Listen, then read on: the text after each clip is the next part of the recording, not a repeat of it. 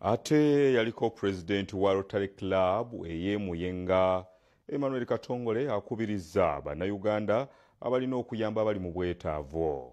Abyogeredde Muyenga bwabadde nga balonda President owa Kirabu eno Omujja ku mukolo ogubadde ku Hotel International.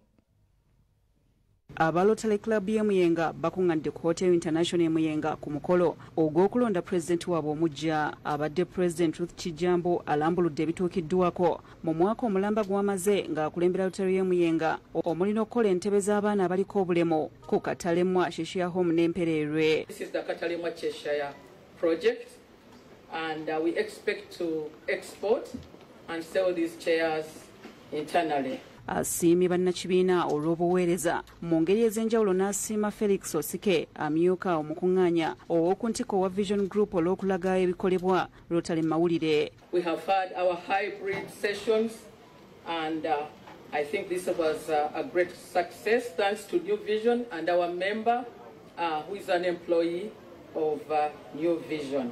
District Governor Kenda 2014 Francisco Semwanga asabye Bannakibiina obutakoowa kutuukiriza bigendererwa byabwe. We are preserving the environment. We are going to construct a maternity center. We are going to go out and help children in Uganda's schools. Simon Bate yalondeddwa nga President Omujja n'asiima mutaddemu obwesige. Alaze byagenda okutandikirako era n'asaba okutambulira awamu. I now take this singular honor to install Rotarian Simon Bate as the Hope Creator President of the Lotale Club of Muyenga.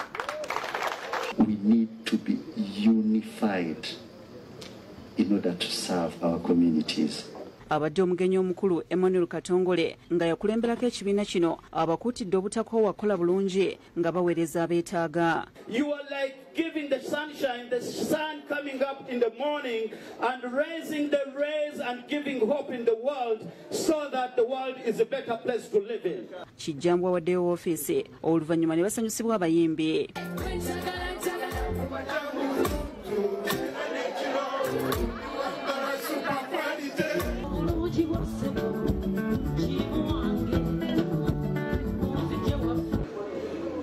Ate abaana bataano bakomyewo oluvannyuma lw'okulongoosebwa emitima mu ggwanga lya Buyindi gye bamaze omwezi gumu n'ekitundu. Bayambibwako Salong George Ntambi akulira ekitongole kya Action for Disadvantaged People Matuga Kagoma era nga batuuse ku kisaawe ky'Ennyonyi Entebbe. Abazadde b'abaana bano ne beebaza Ntambi olw'okufunira abaana baabwe obujjanjabi kuba baali tebakyayina ssuubi. Abaana baali balwadde ekisusse nga ne mu malwaliro tekikyasoboka kubanga twabatwala e Mulago ne batugamba tebabasobola. Singa tulina ebitongole ebifaanagana ng'ekitongole kino mu Uganda, singa Uganda yeesiimisa. Salongo Ntambi agambye abaana abalala 2 bagenda kutwalibwa nga waliyo n'abalala 13 abakyajjanjabibwa. Tulina abaana abalala bangi be batuwadde wano nga mwe mulina abalongo abava eggulu.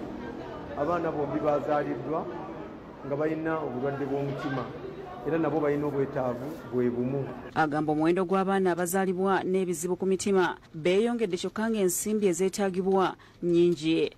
Tuli ennamba ennene ey'abaana abeeyongera okubeera abalwadde. Nsaba eggwanga gavumenti ekubira omulanga etuyambeko. Amakampani agali wano mu Uganda singa buli kampani etukoleyo contribution ya million 10 zisobola otwala omwana n'alongoosebwa. David Tamale ne Godfrey Sempije bakusakidde eggulire lino ku Bukedde TV.